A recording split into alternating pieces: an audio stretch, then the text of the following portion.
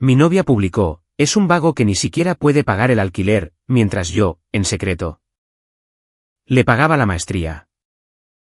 Respondí con los recibos detallados, por un total de $85,000.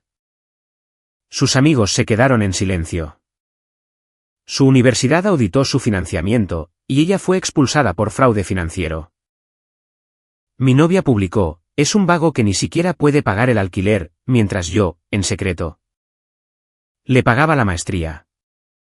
Respondí con los recibos detallados, por un total de $85,000. Sus amigos se quedaron en silencio. Su universidad auditó su financiamiento, y ella fue expulsada por fraude financiero. Muy bien, Reddit, abróchense los cinturones, porque este es un viaje salvaje, que empezó con amor y terminó con cargos por delitos graves. Mi mejor amigo no deja de decirme que esto pertenece a Internet, así que aquí estamos. Esto sucedió a lo largo de 3 años, y estalló de manera espectacular hace 2 meses. Todavía sigo procesando la absoluta audacia de todo este asunto. Tengo 31 años, y trabajo como coordinador de operaciones de aviación para una aerolínea regional de carga con sede en Denver. Básicamente, gestiono los horarios de vuelo, las asignaciones de la tripulación, los plazos de mantenimiento de los aviones, y me aseguro de que todo funcione sin problemas. Cuando el clima o los problemas mecánicos intentan arruinar las cosas. El sueldo es bueno, y los beneficios son excelentes. Tengo mi propio apartamento, que compré hace 4 años cuando el mercado cayó. Un Honda Accord ya pagado, y una cuenta de jubilación que, de hecho, sigue creciendo. No nado en dinero, pero estoy lo suficientemente cómodo como para disfrutar de la vida, sin tener que revisar mi cuenta bancaria antes de pedir una pizza. El apartamento fue una oferta de ejecución hipotecaria, que conseguí por $30,000 por debajo del valor de mercado. Los dueños anteriores se divorciaron, y necesitaban vender rápido. Necesitaba algo de trabajo, pero nada importante. Principalmente, cosas cosméticas, como pintar y reemplazar accesorios. Pasé 6 meses arreglándolo los fines de semana, haciendo todo yo mismo. Excepto el trabajo eléctrico, porque no quería terminar incendiando el lugar.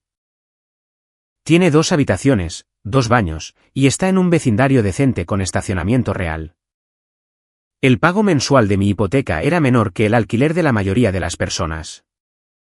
Mi trabajo consiste en coordinar los horarios de vuelo en nuestras rutas occidentales, gestionar las rotaciones de pilotos y tripulantes, hacer un seguimiento de las ventanas de mantenimiento de las aeronaves, y, básicamente, asegurarme de que la carga llegue del punto A al punto B, sin que nadie pierda la cabeza. Cuando un avión tiene fallas mecánicas, o cuando el clima cierra un aeropuerto. Todo el día se trata de resolver problemas, lo cual me viene muy bien. Llevo 8 años en la misma aerolínea. Me abrí camino desde las operaciones en tierra. Me ascendieron a coordinador de operaciones hace 3 años, con un aumento de sueldo significativo y tiempo de vacaciones reales. Después de una serie de relaciones que no llegaron a ninguna parte, porque, al parecer, querer un futuro estable te hace ser aburrido, me había resignado, prácticamente, a la vida de soltero. Me estaba enfocando en mi carrera, empecé a tomarme en serio el ejercicio físico. Adopté la carpintería como pasatiempo, y me construí un centro de entretenimiento bastante decente. Además de una mesa de café que no se tambaleaba. Pequeñas victorias. Luego, en la primavera de 2021, conocí a Melissa en la fiesta de inauguración de la casa de un amigo en común. Ella estaba estudiando su licenciatura en salud pública, en la Universidad de Colorado Denver. Y trabajaba a tiempo parcial en una librería del campus para cubrir sus gastos. Era inteligente, motivada. Y hablaba de querer marcar la diferencia en el acceso a la atención médica para las comunidades desfavorecidas. Tenía todo un plan sobre obtener su maestría, para, eventualmente, trabajar en una organización sin fines de lucro o una agencia gubernamental. Estamos hablando de una verdadera pasión por su campo. Se desviaba del tema para hablar sobre las disparidades en la atención médica y las barreras sistémicas, volviéndose muy animada e intensa. En realidad, era atractivo ver a alguien preocuparse tan profundamente por algo más allá de sí misma. La mayoría de las personas que conocía, simplemente, se presentaban a trabajar por un cheque. Y se daban por satisfechas. La fiesta era en la nueva casa de nuestro amigo en común, Brandon, en Capitol Hill. Llegué alrededor de las 7:00, y lo encontré en la cocina, tratando de averiguar cómo usar su nueva parrilla, mientras la gente estaba a su alrededor, dándole consejos contradictorios. El clásico Brandon. Fue entonces cuando me fijé en Melissa, que estaba a un lado, observando el caos con una expresión de diversión. Terminamos uno al lado del otro en la mesa de los bocadillos, ambos metiendo la mano en la misma bolsa de papas fritas. Nos pusimos a hablar. Resultó que ella tampoco conocía muy bien a Brandon. Él había salido brevemente con su compañera de apartamento, y las había invitado a las dos. La compañera de cuarto se había echado atrás en el último minuto, así que Melissa apareció sola. Por pura obligación. Nos unimos por el hecho de ser los responsables de nuestros grupos de amigos. Los que llegaban a tiempo, pagaban las facturas antes de que vencieran. Y realmente leían los manuales de instrucciones. Nuestra primera cita fue tomar un café un domingo por la tarde. Nada lujoso, solo un lugar local cerca del campus. Hablamos durante 3 horas seguidas. Me contó que había crecido en un pequeño pueblo de Nebraska, con una población de menos de 2,000 habitantes, que era la primera persona de su familia en ir a la universidad. Y que quería demostrar que podía lograr algo por sí misma. Yo le conté sobre cómo pasé de las operaciones en tierra a ser coordinador. Sobre cómo perdí a mi padre cuando era joven, y tuve que descubrir la vida sin esa guía. Y sobre cómo compré el apartamento y lo arreglé yo mismo. Parecía impresionada de que yo tuviera mi vida en orden.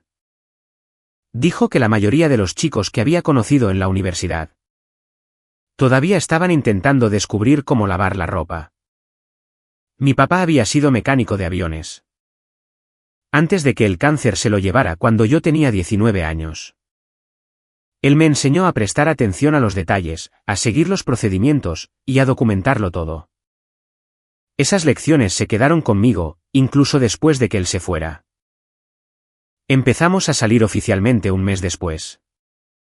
Ella venía a mi casa después de sus turnos en la librería, y yo preparaba la cena, mientras ella estudiaba en la mesa de mi cocina. Nada elaborado, solo comidas sencillas. Pasta, salteados, ocasionalmente algo más ambicioso. Cuando tenía tiempo para seguir una receta correctamente. Su apartamento era un estudio estrecho, que compartía con 2 compañeras de cuarto. Paredes finas, sin privacidad, y lidiar constantemente con el desorden de otra persona. El lugar era una de esas casas convertidas cerca del campus, donde un propietario había dividido cada espacio posible en unidades de alquiler. Se quejaba de cómo una de las compañeras de cuarto nunca limpiaba el baño. Y la otra tenía a su novio metido ahí constantemente. Tenían discusiones ruidosas y dramáticas por nada. Yo la escuchaba desahogarse mientras preparaba la cena, pensando en que mi habitación de invitados simplemente estaba ahí vacía, acumulando polvo. Para octubre, su calefacción se había averiado. Y el propietario no dejaba de prometer que la arreglaría, pero nunca apareció. Ella se quedaba estudiando en la biblioteca hasta que cerraba cada noche, porque su apartamento estaba helado.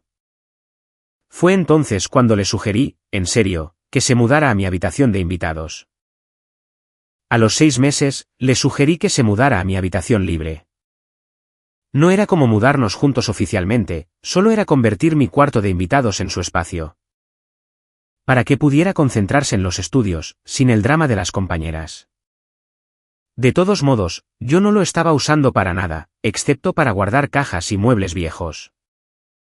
Le dije que podía pagarme, por concepto de alquiler, la cantidad con la que se sintiera cómoda.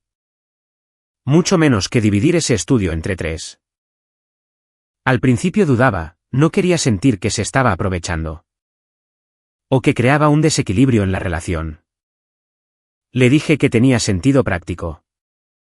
Ahorraría dinero, tendría un espacio realmente tranquilo para estudiar. Y no tendría que lidiar con compañeras desconsideradas. Finalmente, la convencí cuando le señalé que podría dejar de comer ramen en cada comida.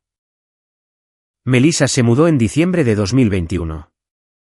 Configuré la habitación de invitados como su espacio de estudio, con un escritorio adecuado. Y estanterías que construí específicamente para sus libros de texto.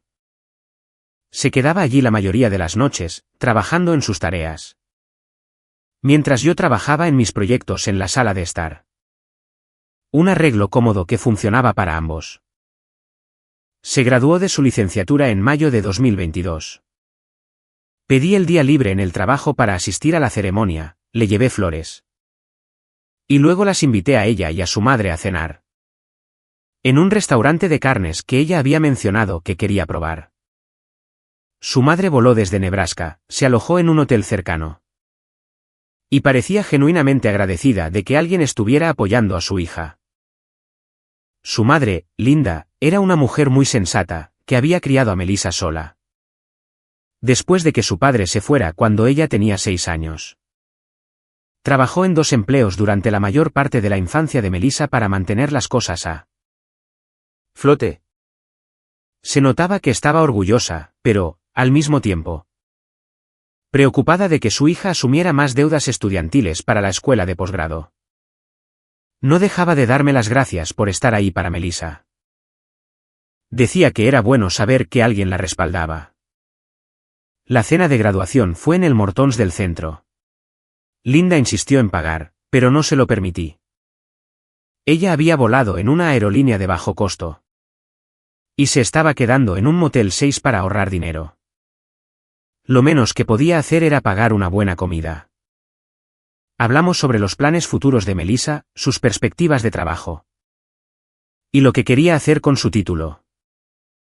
Melissa estaba radiante esa noche. Habló de cómo nunca pensó que llegaría tan lejos. Y de lo orgullosa que estaba de ser la primera de su familia con un título universitario. Linda se emocionó. Dijo que su hija había trabajado más duro que cualquier otra persona que hubiera conocido. Me sentí bien al ser parte de ese momento. Sentí que estaba apoyando algo significativo. Durante la cena, Melissa dio la noticia de que había sido aceptada en un programa de maestría en salud pública. En la misma universidad. El programa, de 2 años, la posicionaría perfectamente para el tipo de carrera que quería. El único problema, la matrícula era carísima, y sus ahorros eran básicamente inexistentes. Después de 4 años de estudios universitarios. La carta de aceptación había llegado 2 semanas antes. Se había postulado a 3 programas, y esta era su primera opción. Un programa a tiempo completo, con un enfoque en políticas de salud e iniciativas de salud rural. Exactamente aquello por lo que había estado trabajando. Solicitó becas y subsidios, pero solo obtuvo financiamiento parcial. Aún tenía que enfrentar, aproximadamente, $40,000 en préstamos estudiantiles adicionales. Sumados a lo que ya debía de su licenciatura.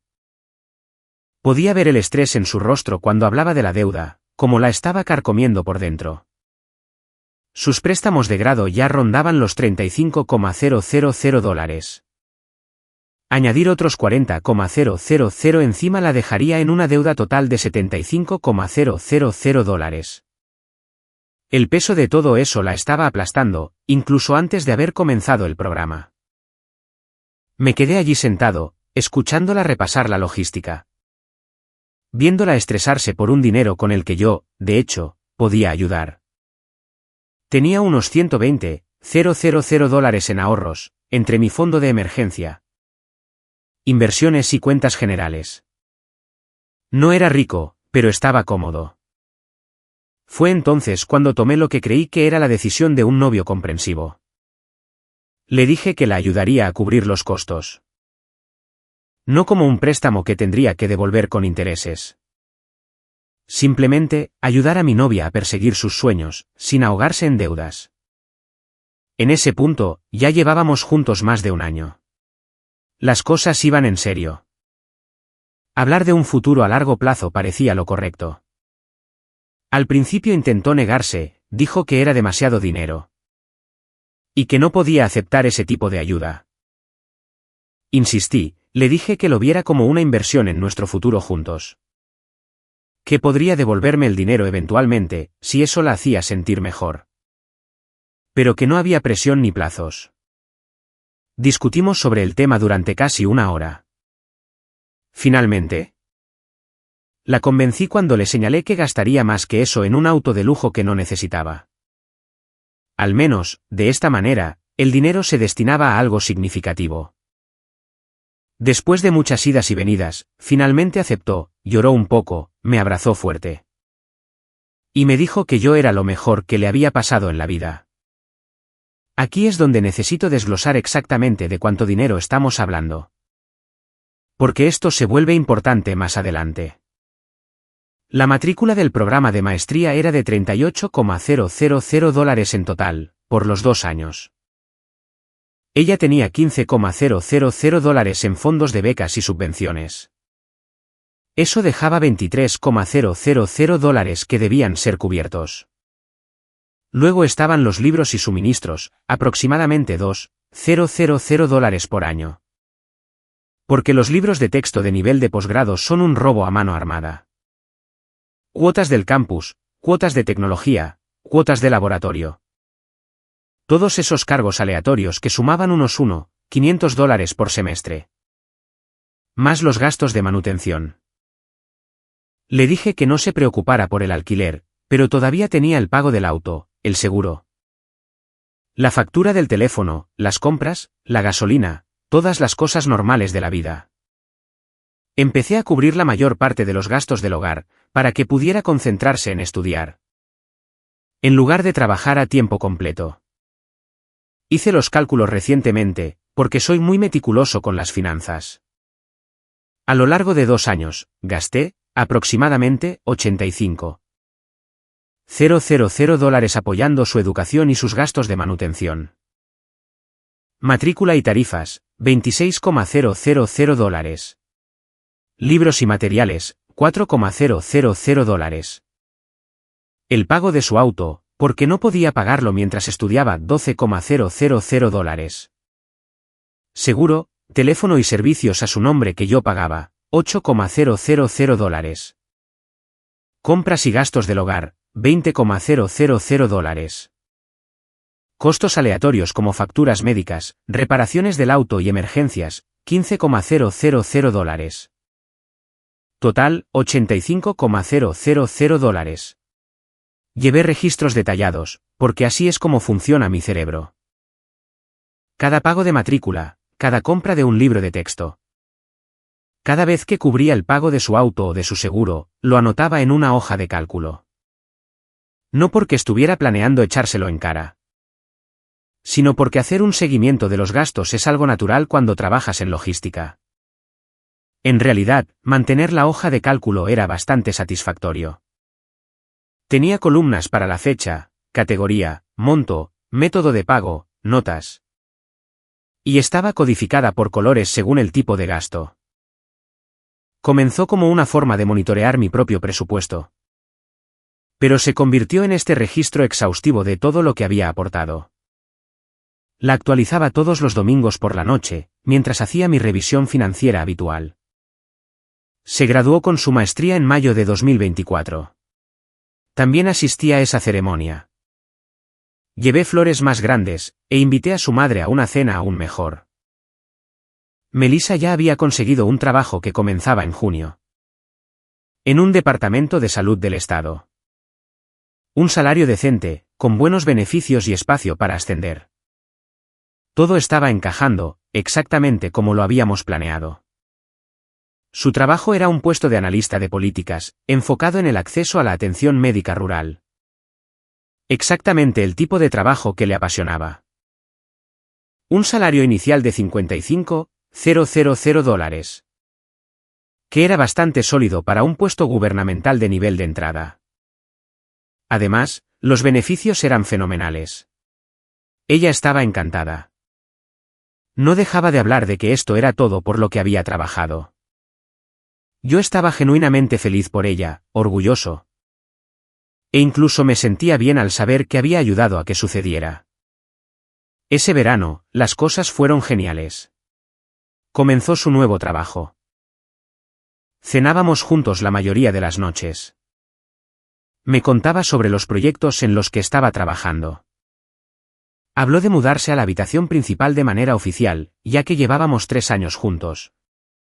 Y se sentía raro seguir manteniendo el acuerdo de las habitaciones separadas. Íbamos de excursión los fines de semana, probábamos restaurantes nuevos, cosas normales de pareja. Parecía contenta y estable. Empecé a pensar en anillos, en proponerle matrimonio, tal vez alrededor de las vacaciones. Había estado mirando opciones en línea, tratando de averiguar qué estilo le gustaría.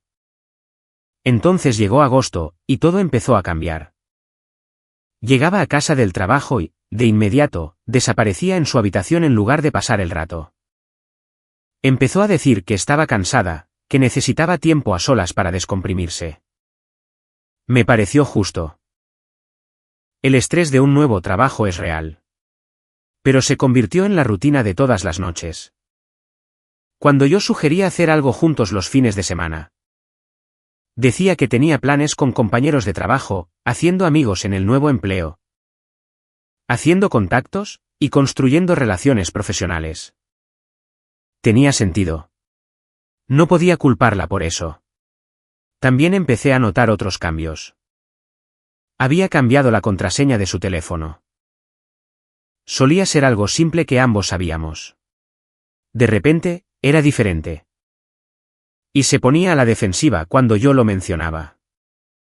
Decía que necesitaba mejor seguridad para los correos electrónicos del trabajo. Su horario laboral se volvió impredecible. Noches hasta tarde en la oficina, proyectos de fin de semana que no podían esperar. Y reuniones urgentes que surgían en el último minuto. Yo le enviaba mensajes preguntando a qué hora llegaría a casa, y recibía respuestas vagas. Horas más tarde. Pero la distancia seguía creciendo. Las conversaciones se acortaban. Estaba constantemente en su teléfono durante la cena, apenas haciendo contacto visual. Cuando le preguntaba sobre su día, recibía respuestas de una sola palabra. En lugar de las historias detalladas que solía compartir. Empezó a salir varias noches a la semana, llegando tarde a casa. Decía que asistía a eventos de desarrollo profesional y reuniones de networking. Yo confiaba en ella, no lo cuestionaba. Estaba construyendo su carrera, y yo quería apoyarla. Las pocas veces que si pasábamos tiempo juntos se sentían forzadas. Como si estuviera marcando una casilla en su horario. Mirábamos una película, y ella se la pasaba deslizando la pantalla de su teléfono todo el tiempo. Yo intentaba iniciar una conversación, y me daba respuestas a medias, muy distraída. Llegó septiembre, y empezó a hablar sobre conseguir su propio lugar. Decía que necesitaba más independencia, y que quería demostrar que podía valerse por sí misma. Ahora que tenía un trabajo estable. Estaba confundido, porque las cosas parecían estar bien con nuestro arreglo de vivienda. Pero no quería ser ese tipo que presiona a su novia para que se quede en un lugar donde no quiere estar. Tuvimos esta conversación una noche a fines de septiembre. Ella estaba empacando algunas de sus cosas de la habitación de invitados, metiendo libros en cajas. Creo que voy a empezar a buscar mi propio apartamento. Yo estaba llenando el lavavajillas, y me detuve con un plato en la mano. ¿Está todo bien? ¿Pasó algo? No, no pasó nada. Solo creo que es el momento, ya sabes. Tengo 26 años. Tengo mi maestría y una carrera. Probablemente debería vivir por mi cuenta un tiempo. Digo, puedes hacer lo que quieras. Simplemente, parece muy repentino. Se puso a la defensiva inmediatamente. Dijo que yo estaba siendo controlador, que no podía quedarse aquí para siempre. Y que necesitaba experimentar la independencia. Retrocedí, porque no quería pelear por eso. Pero me dolió. Después de todo lo que había hecho para ayudarla a llegar a este punto. Actuaba como si vivir conmigo fuera una especie de carga de la que necesitaba escapar. Encontró un lugar en octubre, un apartamento de una habitación en un vecindario de moda. Mucho más caro de lo necesario para alguien recién salido de la escuela de posgrado. El alquiler era casi el doble de lo que me había estado pagando a mí. El lugar tenía una terraza en la azotea y un gimnasio que nunca usaría. Todas las comodidades de moda que cuestan extra. La ayudé a mudarse, a pesar de que se sentía mal.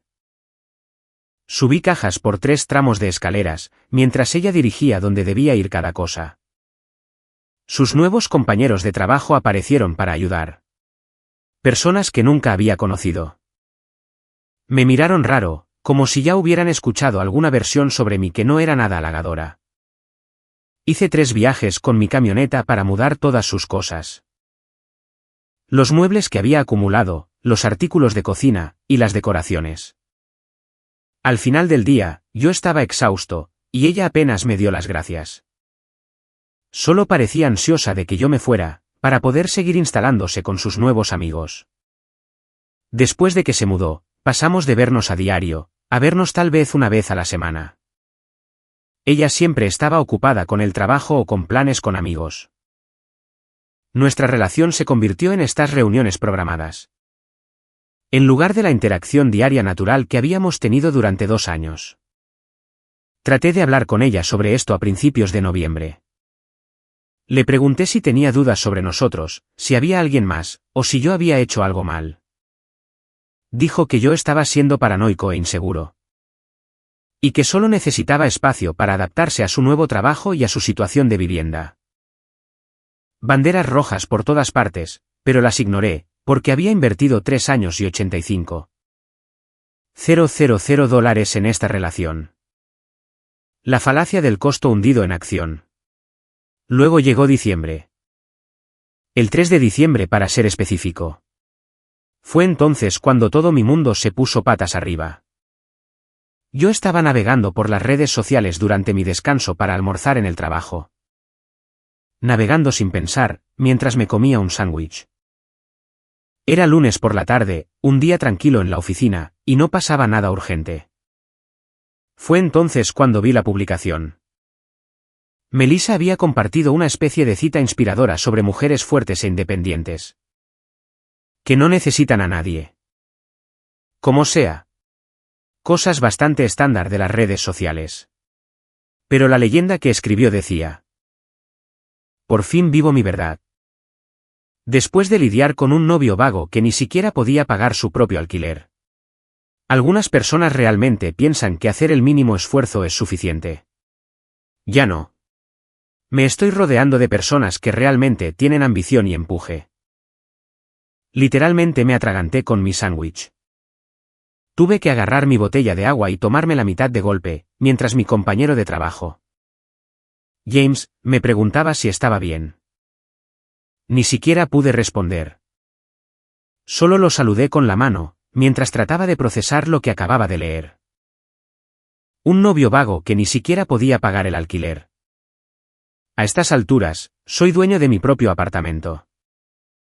Nunca me he saltado un solo pago de la hipoteca en 4 años.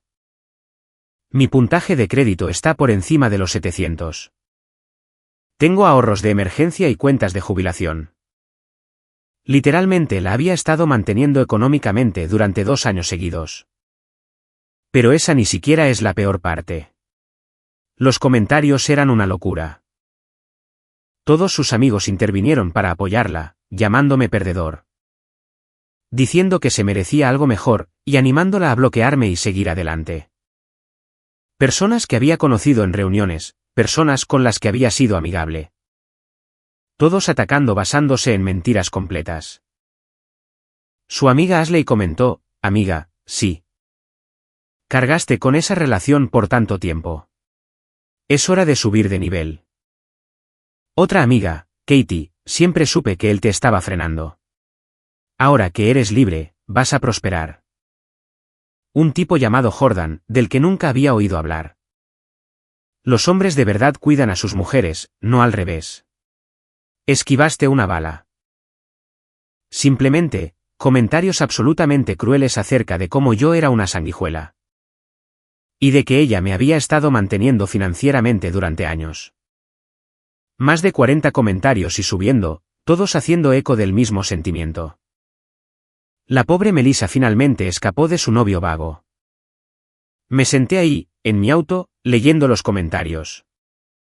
Sintiendo que mi presión arterial se disparaba con cada uno de ellos. Una parte de mí quería comentar inmediatamente, para defenderme y dejar las cosas claras. Pero necesitaba pensar de manera estratégica. Necesitaba asegurarme de que, cuando respondiera, fuera devastador. Pasé el resto de mi hora de almuerzo buscando esa hoja de cálculo que había mantenido. Cada transacción, cada pago. Cada dólar que había gastado apoyando su educación y sus gastos de manutención durante 2 años. Con fechas, montos, categorías y confirmaciones de pago.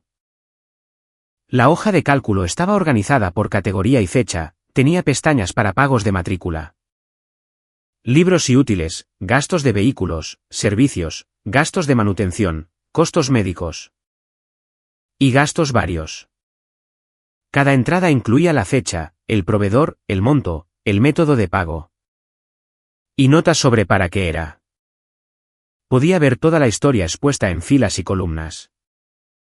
Agosto de 2022, primer pago de matrícula por $6,800. Septiembre de 2022, libros de texto por un total de $420. Octubre de 2022, el pago de su auto cuando ella dijo que no podía pagarlo ese mes. Noviembre de 2022, pago de seguro, factura de teléfono, compras del supermercado. Y así sucesivamente durante 24 meses seguidos. Cada vez que le transfería dinero, o pagaba una factura a su nombre, lo registraba. En parte por hábito del trabajo, donde la documentación lo es todo. Y en parte porque me gustaba llevar un registro de nuestros gastos compartidos. Nunca imaginé que lo necesitaría como evidencia en contra de una difamación. $85,000 en recibos. Volví a la oficina y le dije a mi supervisor que tenía una emergencia familiar. Y que necesitaba tomarme la tarde libre. Me lo aprobaron de inmediato, porque nunca pedía tiempo libre, y mi trabajo siempre es sólido. De todos modos, teníamos horarios de vuelo ligeros ese día. Nada urgente que no pudiera ser manejado por el supervisor del turno de noche. James me miró con preocupación mientras empacaba mis cosas, pero no hizo preguntas. Conduje a casa, y pasé las siguientes 4 horas compilando todo en un solo documento. Tomé capturas de pantalla de extractos bancarios, estados de cuenta de tarjetas de crédito. Confirmaciones de pago de matrícula, recibos de libros de texto, todo. Lo organicé cronológicamente con totales acumulados. Empecé con los extractos bancarios. Tuve que iniciar sesión en 3 cuentas diferentes, corriente, de ahorros, y tarjeta de crédito. Descargué los estados de cuenta en PDF que se remontaban al verano de 2022. Revisé cada uno, resaltando las transacciones relevantes. Las transferencias a Melissa para el alquiler. Los pagos directos a la universidad. Los pedidos en línea de libros de texto, enviados a su dirección. Los estados de cuenta de las tarjetas de crédito eran particularmente incriminatorios. Se podía ver cada pedido de Amazon para los materiales de los cursos requeridos. Cada pago a la librería de la universidad, cada pago automático para su teléfono y seguro. Mi nombre en la cuenta, y sus facturas siendo pagadas. Luego abrí las confirmaciones por correo electrónico. Cada pago de matrícula venía con un recibo de la universidad. Los tenía todos guardados en una carpeta llamada Educación de Melissa. Asuntos como confirmación de pago, matrícula otoño 2023, con montos y fechas. Encontré recibos de libros de texto que se remontaban a 2 años. Textos de anatomía, cuadernos de trabajo de epidemiología, y software de análisis estadístico. Precios que oscilaban entre los $40 por libros de bolsillo usados. Y los $300 por ediciones obligatorias nuevas de tapa dura.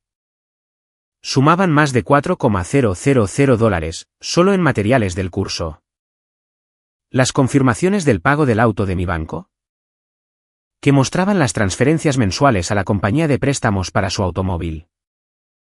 Las declaraciones de seguro, que mostraban que su vehículo estaba cubierto por mi póliza. Como un conductor adicional, y conmigo pagando la prima. Facturas de servicios a su nombre, con mi cuenta bancaria listada como método de pago. Facturas de teléfono, que mostraban su línea en un plan familiar que yo pagaba. Incluso encontré recibos de copagos médicos que había pagado cuando ella no tenía dinero en efectivo. A la mano. Entonces, creé un desglose detallado. Apoyo financiero proporcionado a Melissa. Matrícula y tarifas del programa de maestría, 2022 a 2024, $26,000. Semestre de otoño 2022, $6,800. Semestre de primavera 2023, $6,500. Semestre de otoño 2023, $6,400. Semestre de primavera 2024, $6,300. Materiales y suministros educativos, $4,000. Libros de texto y lecturas obligatorias, $3,100. Licencias de software y tarifas tecnológicas, $600. Suministros y materiales de laboratorio, $500. Gastos del vehículo, $12,400. Pagos mensuales del automóvil, 24 meses, $9,600. Cobertura de seguro, 24 meses, $2,800. Servicios y comunicación, $8,100. Servicio de telefonía, 24 meses, $2,160. Servicio de Internet, 24 meses, $1,680. Electricidad, gas, agua, 24 meses, $4,260. Gastos de manutención, $19,800. Compras y suministros para el hogar, $14,400. Combustible para viajes al trabajo, $3,200. Gastos diarios misceláneos, $2,200. Costos médicos y de emergencia, $14,500. Copagos de seguros de salud, $3,200. Trabajo dental no cubierto por el seguro, $4,800. Reparaciones y mantenimiento del automóvil, $4,700. Gastos de emergencia, varios, $1,800. Total, $85,000. Adjuntos a cada ítem estaban los recibos reales, los registros de transacciones. Los estados bancarios mostrando las transferencias, todo. Una prueba irrefutable. Subí todo al almacenamiento en la nube, y creé enlaces para compartir. Me aseguré de que los permisos estuvieran configurados en solo lectura. Para que nadie pudiera afirmar que yo había editado algo después de publicarlo. Organicé los archivos por categorías, con etiquetas claras. Para que cualquiera que los mirara pudiera verificar la información fácilmente. Para cuando terminé, eran casi las 7 de la tarde. Había estado trabajando en esta documentación durante casi 5 horas seguidas.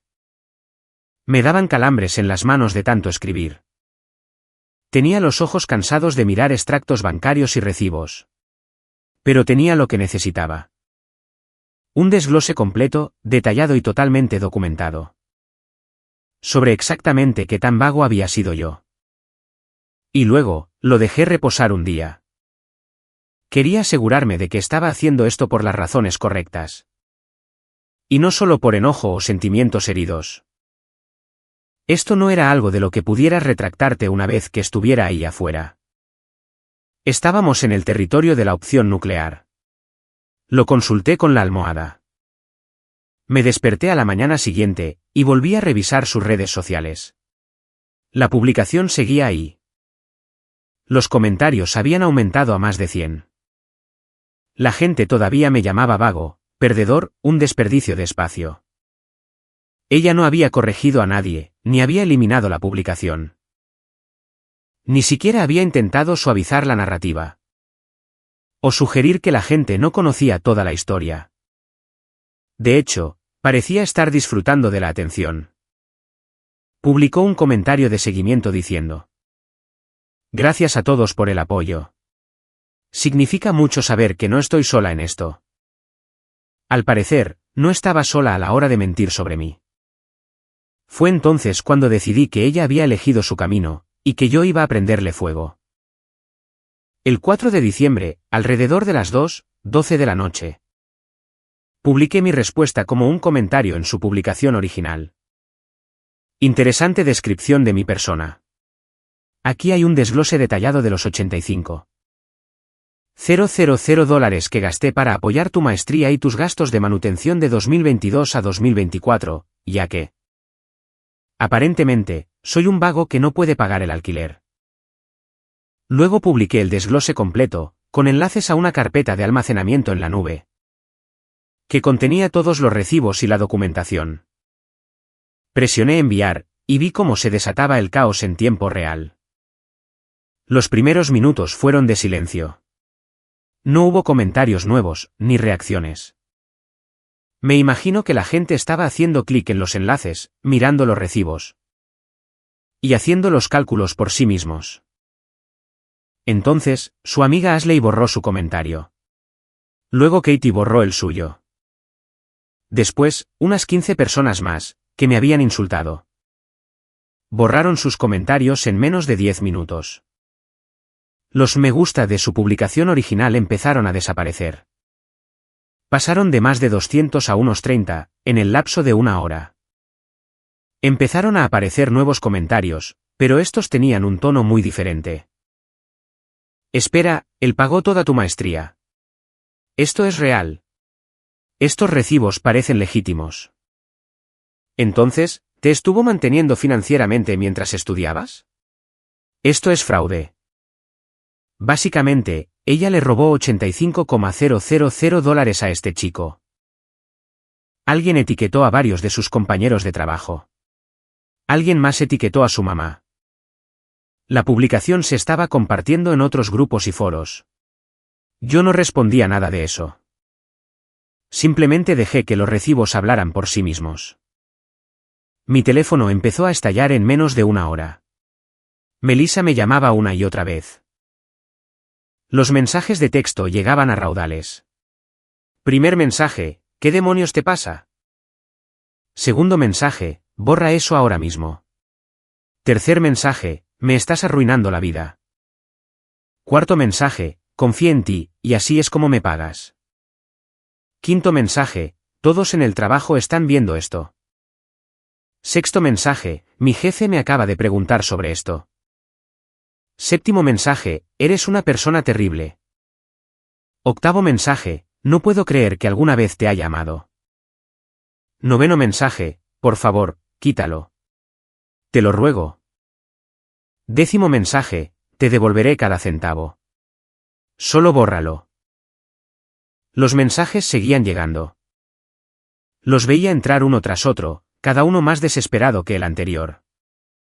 Prácticamente, podía escuchar el pánico en su forma de escribir. A medida que comenzaba a asimilar la idea de que había metido la pata a lo grande. No respondí a ninguno de ellos, bloqueé su número, y seguí con mi noche como si nada hubiera pasado. Me preparé la cena, pollo a la plancha con verduras asadas. Y vi unos cuantos episodios de esa serie que tenía pendiente. Hice mi rutina nocturna normal. Como si no acabara de lanzar una bomba sobre la vida entera de alguien. Pero Internet apenas estaba empezando. Su publicación se compartió en Reddit en cuestión de horas. Alguien tomó capturas de pantalla de todo el intercambio. Y lo publicó en múltiples subreddits de venganza. Miles de votos positivos y comentarios empezaron a llegar. La gente lo llamaba la mejor venganza profesional que habían visto en todo el año. Luego Twitter lo retomó. Las capturas de pantalla se esparcieron como un reguero de pólvora. Citas a los tweets. Con comentarios sobre manipulación financiera y banderas rojas en las relaciones. Personas compartiendo sus propias historias sobre parejas que los habían usado económicamente. Los grupos comunitarios locales en Facebook se hicieron con él. Grupos de mamás de Denver, redes de jóvenes profesionales. E incluso grupos de exalumnos de la universidad. Todos aportaban su opinión. La historia se volvió viral a nivel local.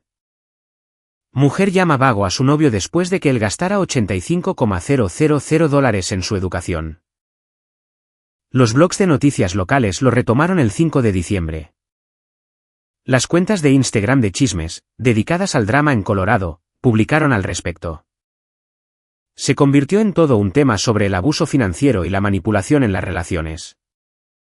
Las secciones de comentarios eran brutales. Miles de personas la criticaban, señalando su hipocresía. Y compartiendo las capturas de pantalla con anotaciones que destacaban recibos específicos. Su rostro y su nombre estaban en todas partes, pegados a esta narrativa de fraude y manipulación. Algunas personas intentaron defenderla, dijeron que tal vez había más historia detrás. Que tal vez yo había sido emocionalmente abusivo, y el dinero era una compensación. Que tal vez yo estaba mintiendo sobre las cantidades.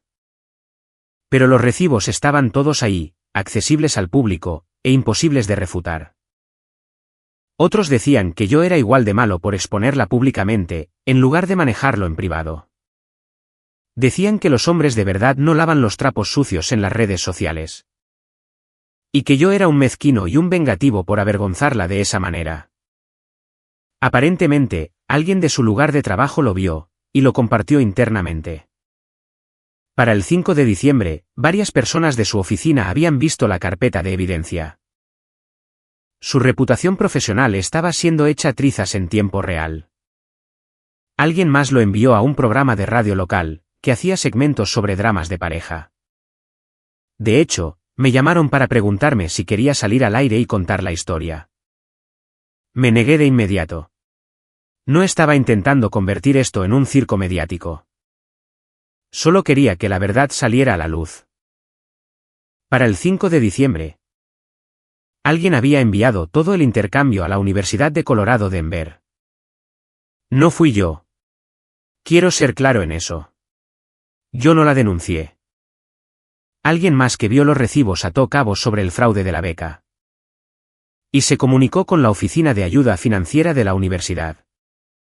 Probablemente un buen samaritano que pensó que estaba haciendo lo correcto, o tal vez alguien que simplemente quería verla enfrentar más consecuencias. De cualquier manera, en ese momento, ya estaba fuera de mis manos. Aquí es donde la cosa se pone legalmente interesante. Melissa había recibido fondos de becas para su programa de maestría. Parte de ese financiamiento se basaba en la necesidad. Lo que significaba que ella había certificado, en documentos financieros oficiales, que contaba con apoyo financiero y recursos limitados. Las becas basadas en la necesidad requieren que los estudiantes demuestren dificultades económicas. Llenas formularios detallando tus ingresos, bienes, apoyo familiar, todo. La universidad utiliza esa información para determinar quién recibe el financiamiento. Se basa en la premisa de que, genuinamente, no puedes pagar y necesitas ayuda. Pero yo le había estado pagando la matrícula. Y ella no había revelado ese apoyo financiero en sus solicitudes de financiamiento. Lo cual es fraude. Un fraude claro, sin ambigüedades, blanco y negro. La universidad abrió una investigación de inmediato. Se comunicaron conmigo, solicitando documentación de todo lo que yo había pagado. Les proporcioné la hoja de cálculo completa, todos los recibos, extractos bancarios, todo. Ni siquiera dudé. Ella había tomado sus decisiones. Ahora podía enfrentar las consecuencias. Pasé una hora al teléfono con alguien de la oficina de ayuda financiera. Me hicieron preguntas detalladas sobre cuándo comenzaron los pagos. Si había habido algún acuerdo de reembolso, y si yo sabía que ella estaba recibiendo becas. Mientras yo cubría los costos. Respondí a todo con honestidad. También citaron sus registros bancarios, para verificar que los depósitos coincidieran con mis pagos. Un procedimiento estándar para las investigaciones de fraude. Aparentemente, querían confirmar que el dinero que yo afirmaba haber enviado realmente aparecía en sus cuentas. La investigación se expandió a partir de ahí. Sacaron sus solicitudes originales de ayuda financiera y las compararon con la evidencia que yo había proporcionado. Empezaron a analizar lo que ella había declarado frente a la que había sido su verdadera situación financiera. Las discrepancias eran obvias. Su solicitud de beca de 2022 indicaba que no tenía apoyo financiero externo, más allá de un pequeño ingreso por su trabajo en la librería. Enumeraba sus gastos anuales previstos y mostraba una brecha significativa entre los ingresos y los costos. Basándose en esa brecha, se le habían otorgado $15,000 en fondos basados en la necesidad durante 2 años. Pero mis registros mostraban que yo había estado cubriendo $26,000 solo en matrícula, más miles adicionales en gastos de manutención. Efectivamente, había conseguido dinero de la beca para gastos que ya estaban cubiertos. Y luego usó ese dinero de la beca para otras cosas, cobrando doble de las subvenciones de la universidad y de mi billetera. Resulta que, no solo no había revelado mi apoyo financiero, sino que realmente había utilizado el dinero de la beca que recibió para otros gastos, mientras yo cubría sus costos reales. Básicamente cobrando por partida doble, tomando la ayuda basada en la necesidad, destinada a estudiantes que realmente la necesitaban, mientras que otra persona le pagaba sus facturas. La investigación de la universidad duró unas 6 semanas. Durante ese tiempo, Melissa intentó todo para comunicarse conmigo. Se apareció en mi apartamento llorando, diciendo que todo era un malentendido y que la gente estaba sacando las cosas de contexto. No abrí la puerta, la observé por la mirilla mientras se quedaba ahí parada durante 20 minutos, tocando y suplicando. Finalmente, se fue, después de que un vecino le preguntara si todo estaba bien. Regresó 3 veces más durante la semana siguiente, a diferentes horas del día, probablemente tratando de atraparme con la guardia baja. Por la mañana antes del trabajo, por la tarde en un fin de semana, por la noche tarde. La ignoré todas las veces. No tenía ningún interés en sus excusas ni en sus manipulaciones. Me dejaba notas por debajo de la puerta.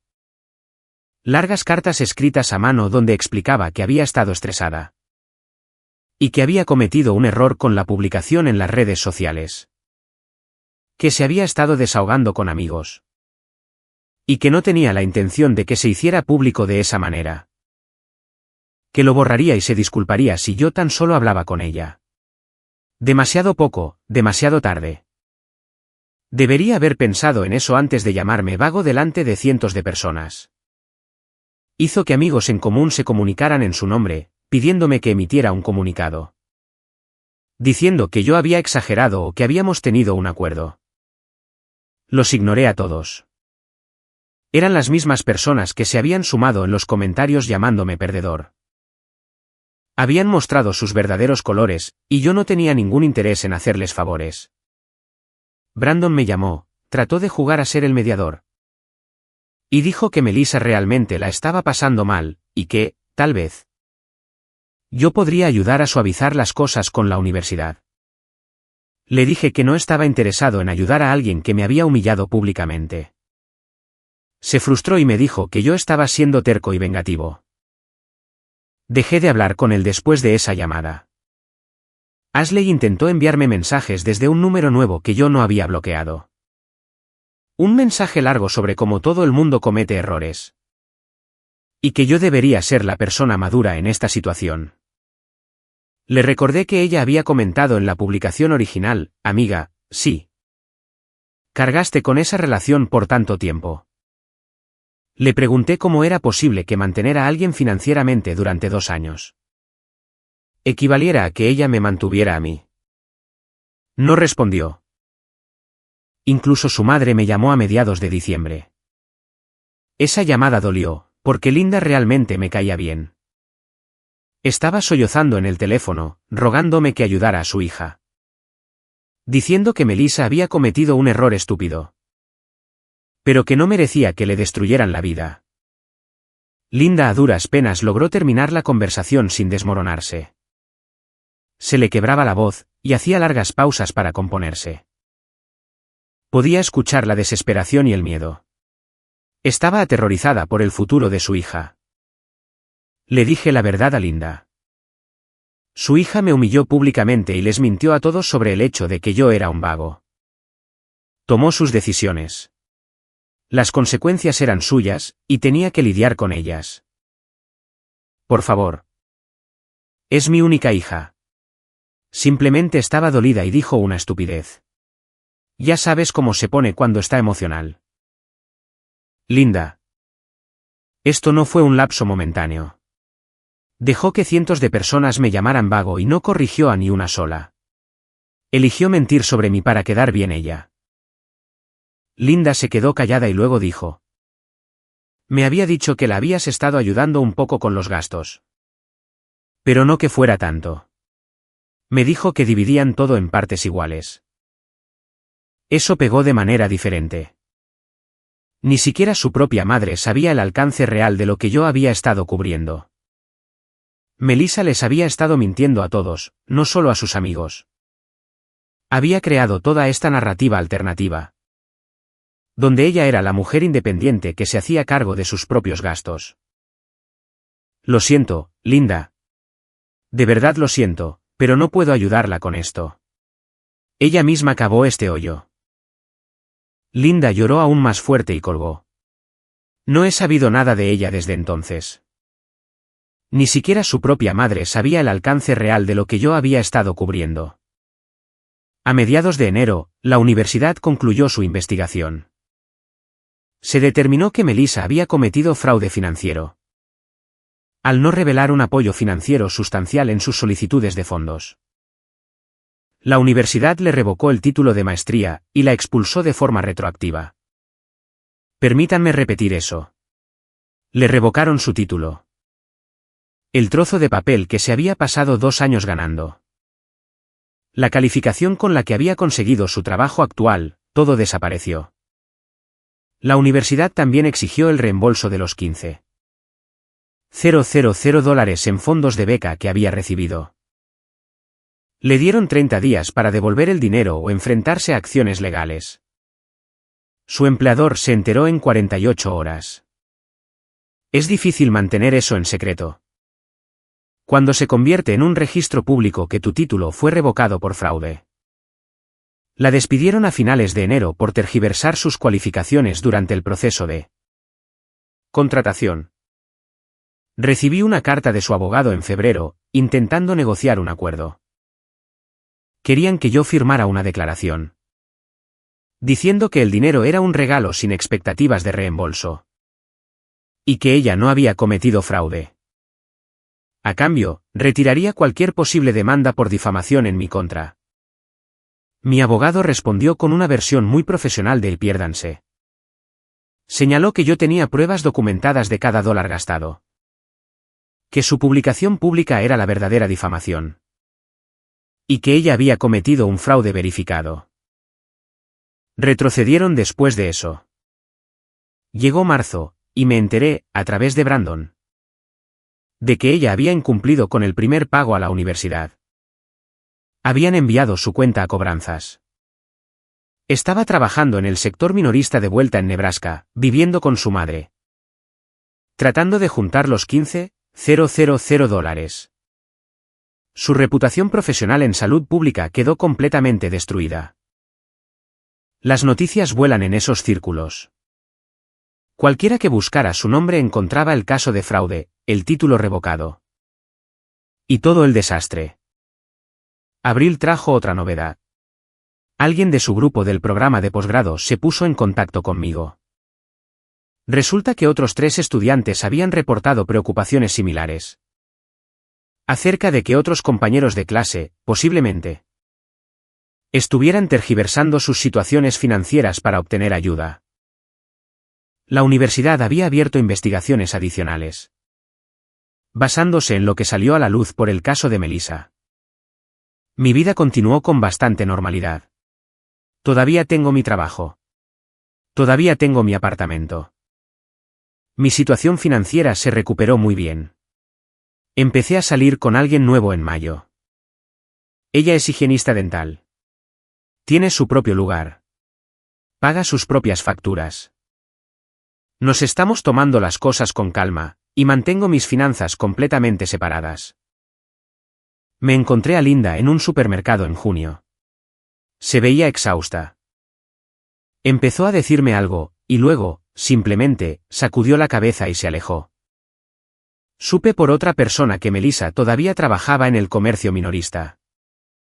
Había conseguido un segundo empleo para intentar pagar la deuda con la universidad más rápido. La publicación de las redes sociales que inició todo fue capturada y archivada en múltiples sitios web de historias de venganza. Está ahí afuera de forma permanente. Cualquiera que busque su nombre, lo encontrará para siempre. La actualización de agosto llegó de una fuente inesperada. Su antiguo supervisor en el Departamento de Salud Estatal se puso en contacto conmigo para pedirme una verificación de referencias de Melissa para otro puesto. Les conté sobre el fraude y la revocación del título. Me dieron las gracias, y dijeron que la retirarían de la consideración. Ella intentó entrar en un programa de maestría diferente en una universidad más pequeña en Nebraska. Rechazaron su solicitud. Una vez que vieron el fraude en su historial de la Universidad de Colorado Denver. Básicamente, el fraude académico te incluye en la lista negra de la mayoría de los programas legítimos. La última vez que supe de ella, en octubre, había ahorrado unos $8,000 de los $15,000 que debía. Aún le faltaban $7,000, más los préstamos de su licenciatura. La agencia de cobranzas amenazaba con acciones legales si no pagaba más rápido. Mientras tanto, a mí me va bien. Conseguí un ascenso en el trabajo en septiembre a coordinador senior de operaciones, con un buen aumento y un mejor horario. La nueva novia y yo nos tomamos unas vacaciones en Seattle. La vida es bastante buena cuando no estás financiando las mentiras de otra persona. Si disfrutaste este vídeo, por favor presiona el botón de suscribirse. Realmente ayuda al canal y nos permite traerles más y mejores historias. Gracias.